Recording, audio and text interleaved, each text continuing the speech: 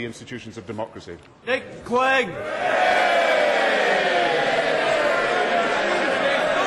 Mr. Speaker, this is going to be an expensive year for the countless British families who face fuel bills of £1,000 or more for the first time, with as many as 4 million British families unable to afford their fuel bills.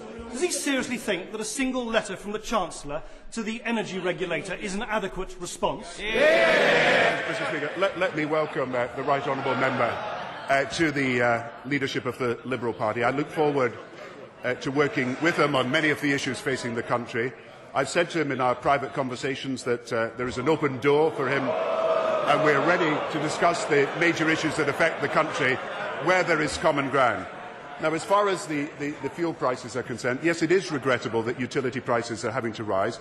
That's as a result of a 60% to 80% rise in coal, in gas, in electricity. That's a result of factors that are hitting every economy in the world. But what we have done in Britain over the last few years is there has been £12 billion devoted to fuel poverty issues. The winter allowance, which I think his party didn't support, the allowances that we are giving to help with energy bills. Companies have announced only in the last few days that the amounts of money will rise from 40 million to 56 million to protect energy users, and we will do everything in our power to avoid fuel poverty in this country.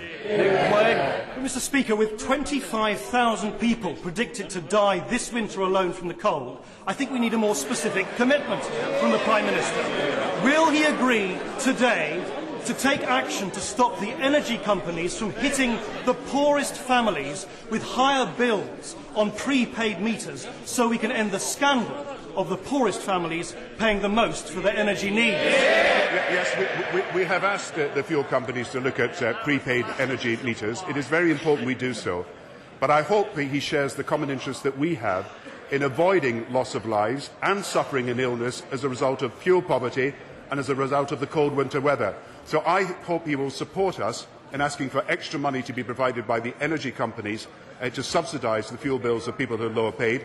And I hope his party will continue to support us in all measures that we've taken, including the winter fuel allowance, to deal with fuel poverty.